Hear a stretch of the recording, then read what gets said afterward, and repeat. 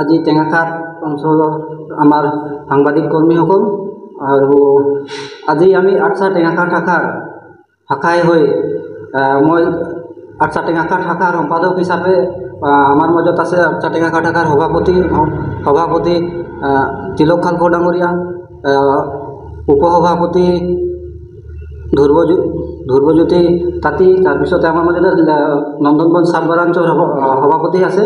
আমি বিশেষকৈ আজি সংবাদমেল আয়োজন কৰাৰ বিশেষ কাৰণ হৈছে যে আমাক বিশেষভাৱে যি বৰ্তমান বিজেপি চৰকাৰখনে যেতিয়ালৈকে চৰকাৰ গঠন কৰিলে তেতিয়াৰ পৰা জনজাতিকৰণৰ 2014 চনত জনজাতিকৰণ দিম বুলিয়ে নৰেন্দ্ৰ মোদী ডাঙৰীয়াই ভাৰত চৰকাৰৰ প্ৰধানমন্ত্ৰী নৰেন্দ্ৰ মোদী ডাঙৰীয়াই ডিব্ৰুগড়ত আহি মই আমাক বিশেষভাৱে ভাৰত চৰকাৰখন বিজেপি চৰকাৰ গঠন হোৱাৰ লগে লগে আমি 15 দিনৰ ভিতৰতে 6 জনগোষ্ঠীক জনজাতিকৰণ দিয়া হ'ব বুলি তেখেতে প্ৰতিশ্ৰুতি দি কিনে চাহ জনগোষ্ঠীসকলৰ পৰা চাহ জনগোষ্ঠীৰ ৰাইজক ভোট বেংক হিচাপে ব্যৱহাৰ কৰিলে।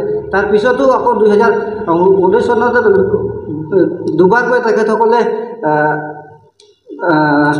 চৰকাৰ দখল কৰাৰ পাছতো কোনো ধৰণৰ কিন্তু আমাৰ চাহ জনগোষ্ঠীৰ ৰাইজৰ কাৰণে উন্নতিৰ লক্ষ্য বা কোনো ধৰণৰ কাম নকৰিলে।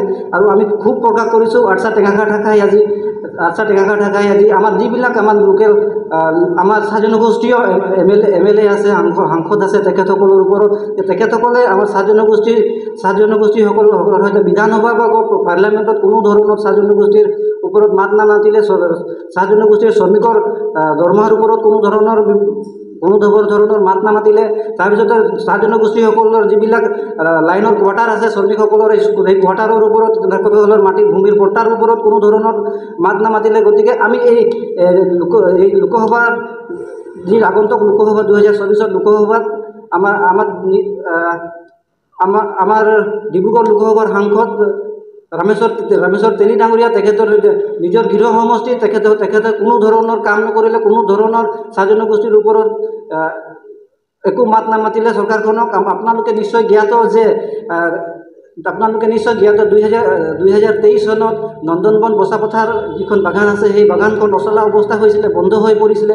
তাত তেখেতসকলক আমি ৰামেশ্বৰ তেলীক এজন শ্ৰম মন্ত্ৰী হৈ মেলি তেখেতে কোনো ধৰণৰ ব্যৱস্থা গ্ৰহণ নকৰে।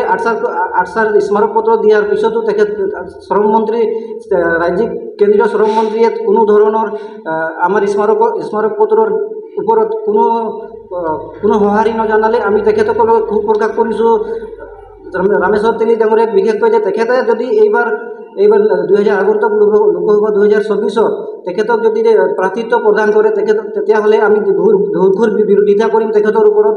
আৰু চাহ জনগোষ্ঠীৰ ওপৰত আমি এইটো ক'ব বিচাৰিছোঁ আজি সংবাদমেল আপোনালোকৰ জ্ঞাতাৰ্থে যে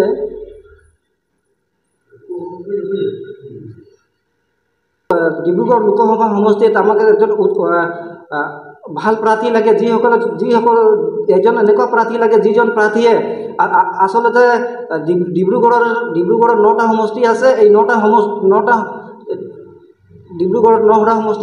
সমষ্টিৰ ভিতৰত সকলো জনগোষ্ঠীৰে টাই, আহোম, মটক, সোণোৱাল যিকোনো জনগোষ্ঠীৰ চবৰ কাম কৰিব লাগে আৰু চব ৰাইজৰ উন্নতিৰ কাৰণে কাম কৰিব লাগে।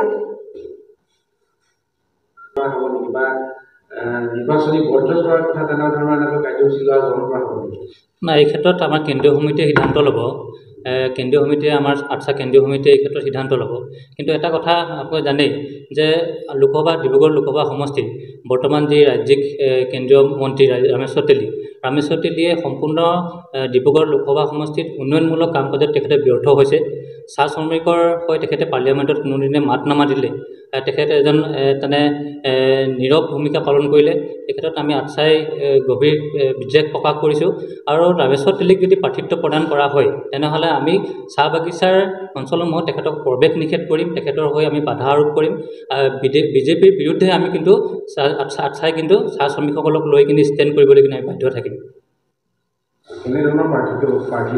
আমি আগন্তুক লোকসভা সমষ্টিত আমি প্ৰত্যেকটো দলৰ পৰা এনে এজন প্ৰাৰ্থী বিচাৰোঁ যিজন ব্যক্তিয়ে তেনে ডিব্ৰুগড় লোকসভাৰ বিভিন্ন সমস্যাসমূহ প্ৰত্যেকটো জাতি জনগোষ্ঠীৰ সমস্যাসমূহ হৈ তেখেতে পাৰ্লিয়ামেণ্টত মাত মাতিব কৰে, সমস্যাসমূহ সমাধান কৰাৰ তেনেধৰণৰ আমি এজন প্ৰাৰ্থী বিচাৰোঁ, যিজনে মানে সমষ্টিটোৰ হৈ তেনে আৱাজ উঠাব পাৰে, মাত মাতিব পাৰে, এনেকুৱা যোগ্য এজন ব্যক্তিক প্ৰাৰ্থিত্ব প্ৰদান কৰিবলৈ। বিশেষকৈ ডিব্ৰুগড় লোকসভা সমষ্টিটোত প্ৰায় 65%ৰো অধিক চাহ জনগোষ্ঠীৰ ভোটাৰ আছে।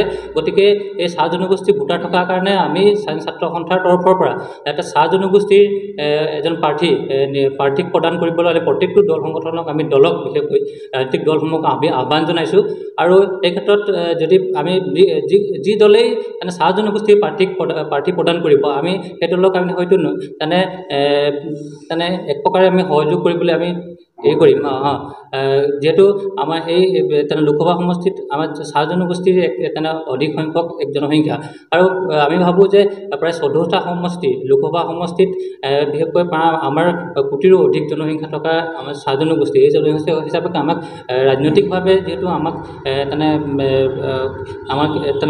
বৰ্তমান বিজেপি চৰকাৰ বিজেপি দলটোৱে বিশেষকৈ আমাৰ প্ৰাৰ্থী প্ৰদানৰ ক্ষেত্ৰত কিন্তু এক ৰহস্যজনক ভূমিকা আছে। প্ৰাৰ্থী দিনক দিনে আমাৰ যি লোকসভা প্ৰাৰ্থী হওক বা বিধানসভা প্ৰাৰ্থী হওক, কিন্তু আমাৰ প্ৰাৰ্থী নিৰ্বাচনৰ ক্ষেত্ৰত তেখেতসকলে পতন কৰি গৈ আছে। এই ক্ষেত্ৰত কিন্তু আমি প্ৰত্যেকটো ৰাজনৈতিক দলসমূহক আমি আহ্বান জনাওঁ যে জনসংখ্যা ভিত্তিত চাহ জনগোষ্ঠীৰ প্ৰাৰ্থী যাতে তেখেতসকলে দিয়াৰ ব্যৱস্থা কৰে। আৰু ক্ষেত্ৰত যিহেতু চাহ শ্ৰমিকসকলৰ এক অসমৰ এক ভূমিকা আছে, গতিকে তেখেতসকলৰ সন্মান জনাই যাতে ডিব্ৰুগড় লোকসভা সমষ্টিটো যাতে চাহ জনগোষ্ঠীৰ প্ৰাৰ্থী প্ৰদান কৰি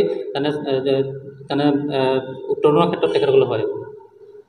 এতিয়া এই যিটো বসুন্ধৰাটো ইতিমধ্যে পট্টা বিতৰণ কৰা হৈছে, এই পট্টা বিতৰণত আপোনাৰ সন্তুষ্ট নহয় নেকি যে আপোনালোকৰ যিটো চাহ জনগোষ্ঠীৰ এই লোকসকলে তেনেকৈ পট্টা সন্তোষজনকভাৱে লাভ কৰা নাই? হয়, এইটো আপোনালোকে এটা ভাল প্ৰশ্ন সুধিছে।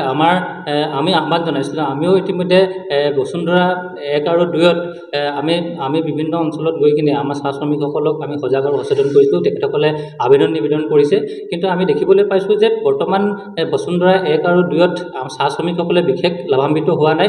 তেখেতসকলে আবেদন কৰাৰ পাছতো তেখেতসকলে হয়তো ভূমিৰ যি পট্টা, এই পট্টা পোৱাত তেখেতসকলে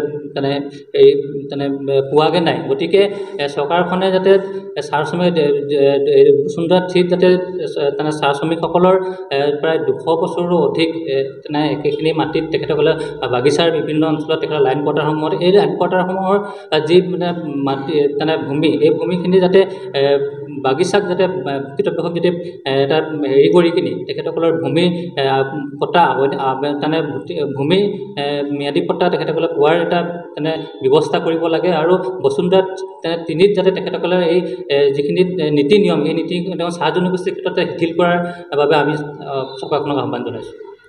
জনগোষ্ঠীৰ যিটো জনগোষ্ঠীৰ দাবী, জনগোষ্ঠীকৰণৰ দাবী, এতিয়া কিবা কাৰ্যসূচী লোৱা হ'ব নেকি? হয়, নিশ্চয়। আমি ছাত্ৰ সন্থাই চাহ জনগোষ্ঠীকে আদি কৰি 6 জনগোষ্ঠীৰ জনজাতিকৰণ, এই জনজাতিকৰণ আমি জনজাতিকৰণ যাতে পাব লাগে, যিহেতু আমাৰ নৈতিক অধিকাৰ হয়। আৰু আমাৰ যিখিনি জনজাতিকৰণ পোৱাৰ আমাৰ যি গোটেইখিনি চাহ জনগোষ্ঠীলৈকে 6 জনগোষ্ঠীৰ আছে। গতিকে প্ৰত্যেকটো নিৰ্বাচনৰ আগে বিজেপি হওক বা কংগ্ৰেছেই হওক আমাক লালিপপৰ নিচিনা ব্যৱহাৰ কৰিছে, জনজাতিকৰণ দিম কৰি কিন্তু দিয়া নাই। গতিকে ইয়াৰ আগন্তুক নিৰ্বাচনৰ আগত যিহেতু কেন্দ্ৰীয় সমিতিয়ে আমাৰ আটচাই যিহেতু বিভিন্ন আন্দোলন কৰি আহিছে, আৰু এই ক্ষেত্ৰত হয়তো আমি যদি বৰ্তমান যি দলে যদি শাসনলৈ আহে, তেখেতসকলে যদি জনজাতিকৰণৰ কোনো ধৰণৰ দিয়াৰ ব্যৱস্থা নকৰে, নিশ্চয় ইয়াৰ ওপৰত গোটেই অসমত আন্দোলন হ'ব। আৰু এই ক্ষেত্ৰত আমাৰ আটচা কেন্দ্ৰীয় সমিতিয়ে আমাক নিৰ্দেশনা কৰিব, আৰু আমি শাখাটো ইয়াৰ যিকোনো চৰকাৰৰ এগেইনষ্টত আমি হয়তো কাৰ্যসূচী ল'বলৈ বাধ্য থাকিম। আগন্তুক দুটা পৰ্যায়ৰ যি লোকসভা নিৰ্বাচন আৰু ৰমেশ তেলী তেখেতৰ কৰ্মৰাজি কেনেকুৱা দেখিলে আপোনালোকে? হয়, ৰামেশ্বৰ তেলী এজন চাহ জনগোষ্ঠীৰ সাংসদ, আৰু তেখেতৰ ছাত্ৰ সন্থাৰ পৰা তেখেতৰ যোৱা। গতিকে তেখেত এজন ব্যৰ্থ সাংসদ, আৰু তেখেত অকৰ্মণ্য এক সাংসদ হিচাপে আমি বিবেচনা কৰোঁ। তেনে এজন যিজন সাংসদে হয়তো তেখেত লোকসভাত কোনো ধৰণৰ জনগোষ্ঠীৰ চাহ জনগোষ্ঠীৰ জনজাতিকৰণকে আদি কৰি বিভিন্ন চাহ শ্ৰমিকৰ সমস্যাসমূহক লৈ বা ডিব্ৰুগড় সমষ্টিৰ সমস্যাসমূহক লৈ তেখেতৰ মাত মতা আমি দেখা নাপালোঁ। তেনে এজন সাংসদক যাতে সাংসদক হয় তেনেজন প্ৰাৰ্থীক যাতে বিজেপিয়ে যেনে প্ৰাৰ্থিত্ব তালিকাৰ পৰা কৰ্তন কৰে আৰু এজন তেনে উচ্চ শিক্ষিত বা কথা ক'ব পৰা এজন প্ৰাৰ্থী তেখেতৰ প্ৰাৰ্থিত্ব প্ৰদান কৰে তাৰ বাবে আমি জানিছোঁ। আৰু ৰামেশ্বৰ তেলীক যদি প্ৰাৰ্থিত্ব প্ৰদান কৰে তেনেহ'লে ছাত্ৰ সন্থাই কিন্তু বাগিচা টেঙাখাত অঞ্চলৰ সকলো বাগিচাত পৰা আমি শ্ৰমিকসকলক লৈ কিন্তু ৰামেশ্বৰ তেলীৰ বিৰুদ্ধে বা বিজেপিৰ বিৰুদ্ধে কিন্তু আমি থিয় দিবলৈ আমি বাধ্য থাকিম। এতিয়া আচাৰ এটা কথা বহু দিনৰ পৰা যিবিলাক চাহ শ্ৰমিকসকলৰ মাটি বৃদ্ধিৰ কাৰণে বিভিন্ন ধৰণৰ কাৰ্যসূচী গ্ৰহণ কৰা হৈছে বা দাবী জনাই অহা হৈছে চৰকাৰক। কিন্তু এই ক্ষেত্ৰত আমি দেখিছোঁ যে আজিলৈকে সেই সমস্যাভাৱে আছে। কিন্তু এতিয়া যে আমাৰ এজন ৰামেশ্বৰ তেলীৰ আপোনালোকৰ যে সকলোৰে ধৰক প্ৰতিনিধি তথাপিতো আপোনাৰ জনগোষ্ঠীয়ভাৱে চাহ জনগোষ্ঠীৰ এজন প্ৰতিনিধি হিচাপে তেখেতে একো কাম নকৰিলে বা ধৰণৰ এই দাবীবিলাকক তেখেতসকলে কোনো গুৰুত্ব প্ৰদান নকৰিলে। ৰামেশ্বৰ তেলী আমি ক'লে তেখেতে একদম এনেকুৱা এজন সাংসদ যিজন সাংসদে তেখেতৰ লোকসভা সমষ্টিত আমাৰ ইতিমধ্যে কৈছে সম্পাদক ডাঙৰীয়াই যে আমাৰ নন্দনবন চাহ বাগিচা মদাখাট চাহ বাগিচা এই দুইখন চাহ বাগিচাৰ প্ৰায় 2-3 বছৰ দুইখন বাগিচা অচলা অৱস্থা হৈছিলে, বাগিচা বন্ধ হৈছিলে। মালিকসকলে তেখেতৰ বাগিচা চলাব পৰা যায়, চাহ শ্ৰমিকসকলে হয়তো ভোকে বিহাৰে লঘোণে থাকিবলগীয়া হৈছিলে। সেইটো সময়ত আমি আচ্ছাৰ হৈ আমি তেখেতক নিবেদন কৰিছিলোঁ যাতে বাগিচাখনৰ এটা সুস্থ পৰিৱেশ ঘূৰাই দিবলৈ তেখেতলোকে ব্যৱস্থা কৰিব। কিন্তু তেখেতে সদায় একেখন এই ৰাস্তাৰ যদি অহা যোৱা কৰিলে, চাইৰেন বজাই অহা যোৱা কৰিলে, কিন্তু তেখেতে কেতিয়াও সহায় নাপালে যে শ্ৰমিকসকলক দুখ দৰকাৰ তেখেতলোকে বুজ ল'বলৈ কেতিয়াও আহৰি নাপালে। গতিকে তেনে এজন সাংসদে যে চাহ শ্ৰমিকৰ হিতৰ বাবে কেতিয়াবা কাম কৰিছে এই আমাৰ কেতিয়াও নজিৰ নহ'ল। গতিকে এনেজন চাহ শ্ৰমিকৰ সন্তান তেখেতে নিজেও কয় যে মই চাহ শ্ৰমিকৰ সন্তান হয়, জনগোষ্ঠীৰ পৰা অহা প্ৰাৰ্থিত্ব, কিন্তু তেখেতে এজন চাহ শ্ৰমিকৰ চাহ শ্ৰমিকৰ দৰত কেতিয়াও বুজি নাপালে। গতিকে তেনেজন সাংসদৰ পৰা আমি কেতিয়াও আশা নকৰোঁ আৰু তেখেতক কিন্তু আমি ঘোৰ বিৰোধিতা কৰিম। আপোনালোকে চাহ জনগোষ্ঠী প্ৰাৰ্থী হৈছে ইতিমধ্যে বেলেগ দলে প্ৰাৰ্থী ঘোষণা নকৰিলেও আপে মনোজ ধানক ইতিমধ্যে প্ৰাৰ্থী ঘোষণা কৰিছে। যদি আপোনালোকে একো নহয় তেতিয়াহ'লে তেওঁকে সহযোগ কৰিব লাগিব। আমি বিচাৰোঁ যে ডিব্ৰুগড় লোকসভা সমষ্টিত এনে এজন সাংসদ প্ৰাৰ্থী, এনে এজন ব্যক্তি যিজন সাংসদে লোকসভাৰ সমষ্টিৰ প্ৰত্যেকটো সমস্যাসমূহ, প্ৰত্যেক জাতি জনগোষ্ঠীৰ সমস্যাসমূহ সমাধান কৰাৰ এজন সাংসদ বিচাৰোঁ।